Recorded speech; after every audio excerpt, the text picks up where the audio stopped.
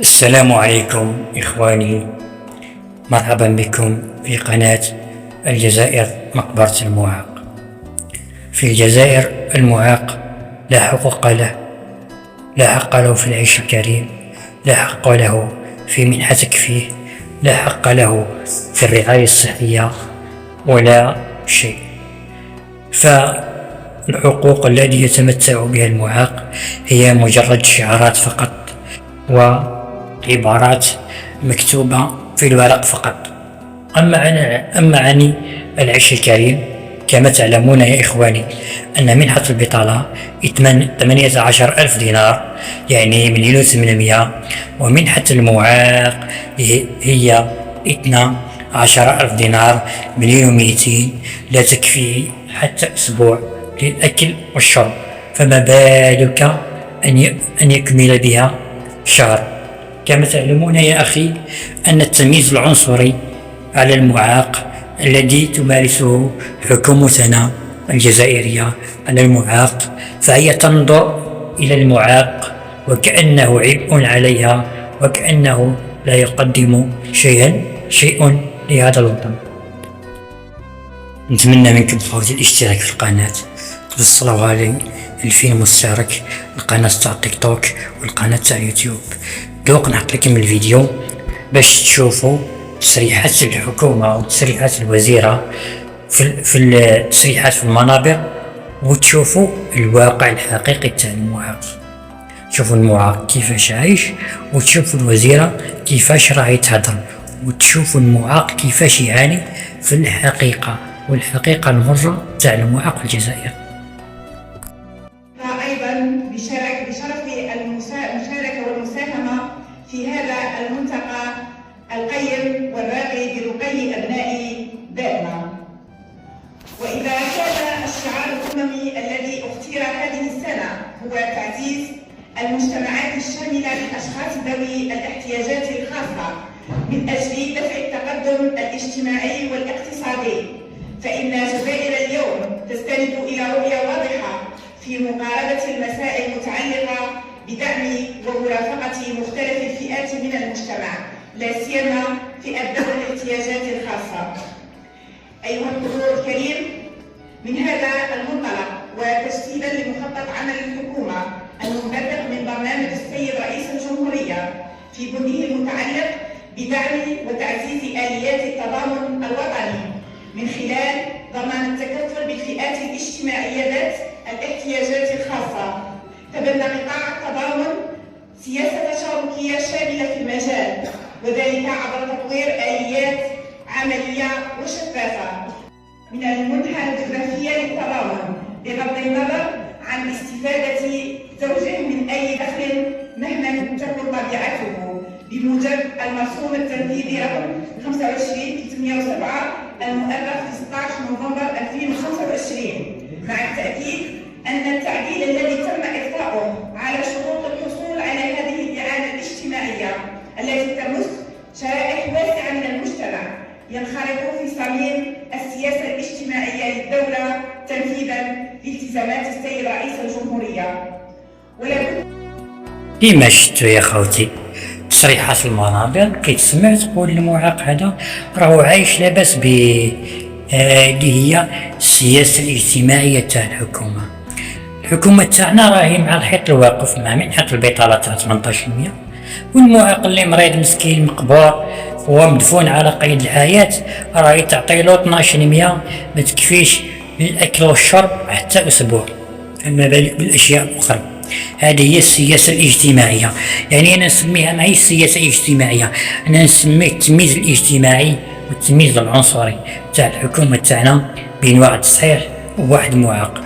رانا نعانو من الفقر، رانا نعانو من الجوع، رانا نعانو من التمييز العنصري تاعكم نتوما، التمييز العنصري تاع منحة البطالة ومنحة المعاق، التمييز العنصري تاع 1% نسبة الحق المعاق في العمل، نحكيو على التمييز العنصري تاع الحق السكن، ونحكيو على التمييز العنصري في كل شيء، سورتو في الحق في العيش الكريم، في الأكل والشرب.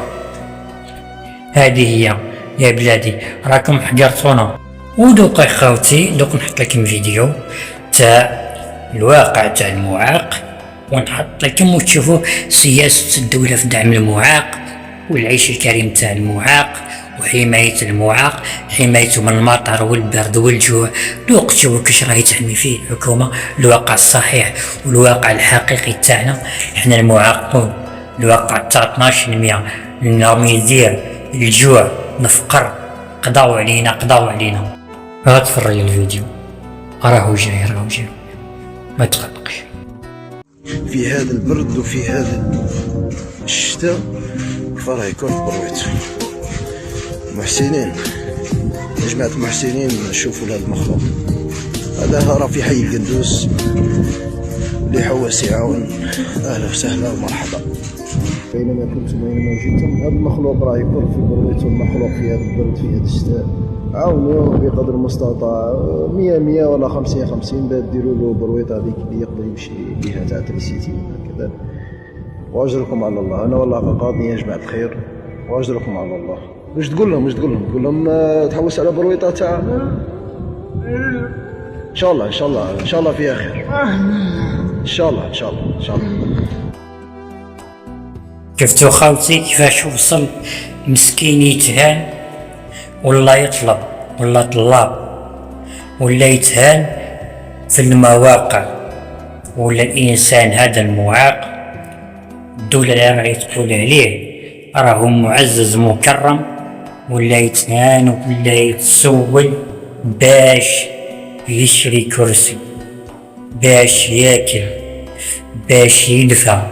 راكم تشوفوا فيه مسكين حالته تشف، اللبسه ماهوش لابس مليح، البرد، عفيان، عريان. هذا كامل سياسة الحكومة تاعنا اللي راهي تقول باللي راهي تدعم في المعاق، والمعاق راهو لاباس به.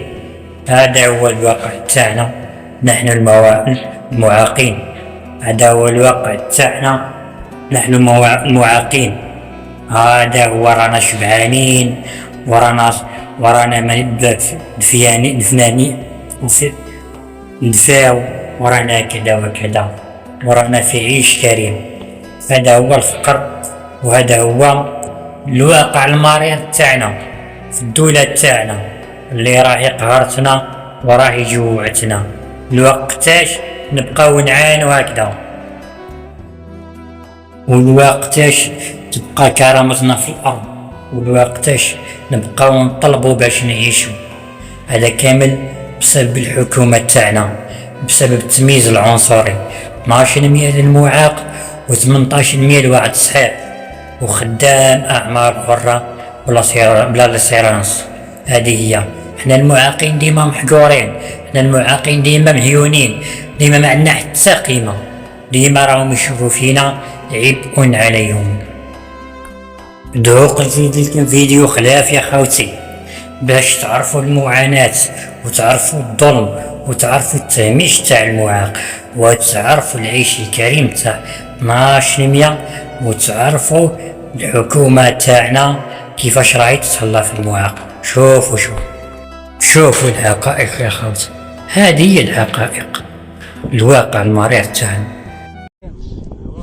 اللي في تونس ما يرفدوكش في النقل.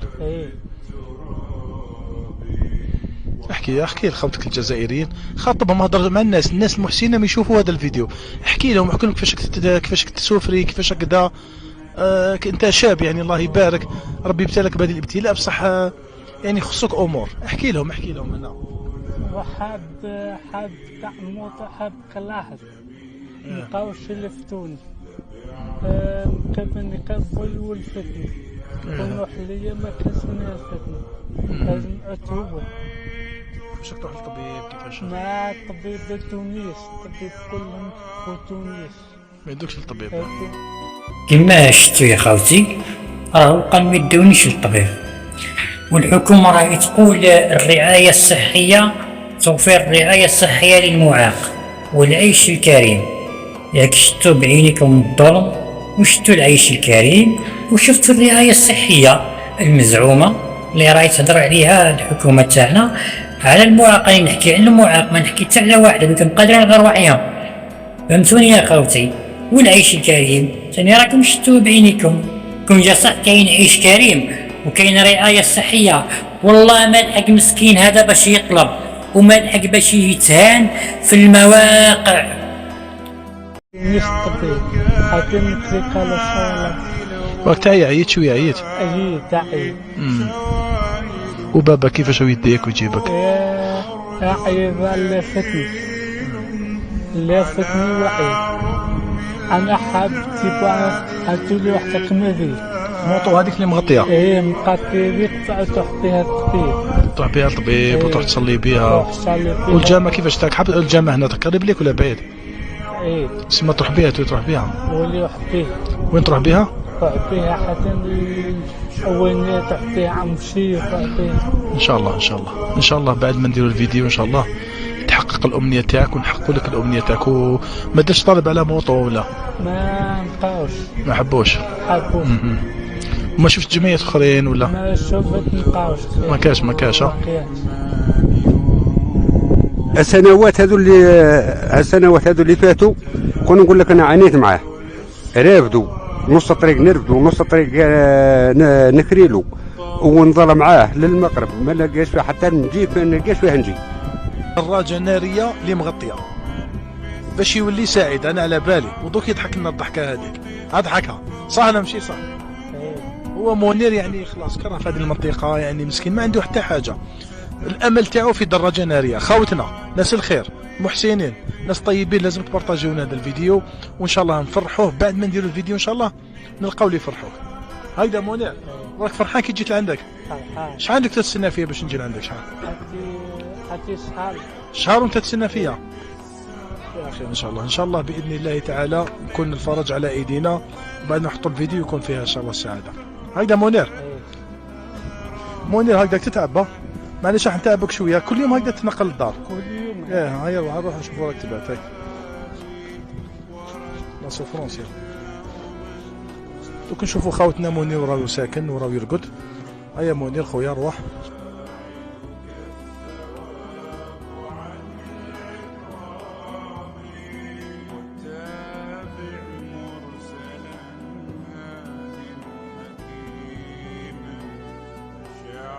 هيا منير مسكين هاك تشوفها. هي منير تجبدها. ان شاء الله ربي يفرج عليك ان شاء الله. هي تاع فيها في الدخله هذه باش تولي الموطو تنقص عليهم بعد ان شاء الله. الموطو ان شاء الله كي نجيبوها لك تولي تنقص عليك تولي غير من الدخله هنا تتعب شويه. شو خاوتنا هاو منير كيفاش يخرج. هاي الدار تاعهم تاع ربك بكري. منير ان شاء الله شوف منير كي نجيبوا لك الموطو باذن الله تعالى انا متاكد بلي نجيبوا لك موطو نخدموا لك الدخله هذه تولي تقاري يديك نخدموا لك بالسيمان حتى لهنا تدخل تقاريها هنا وتولي ما تدخل غير هذه الطلعه. عاودها تشوف.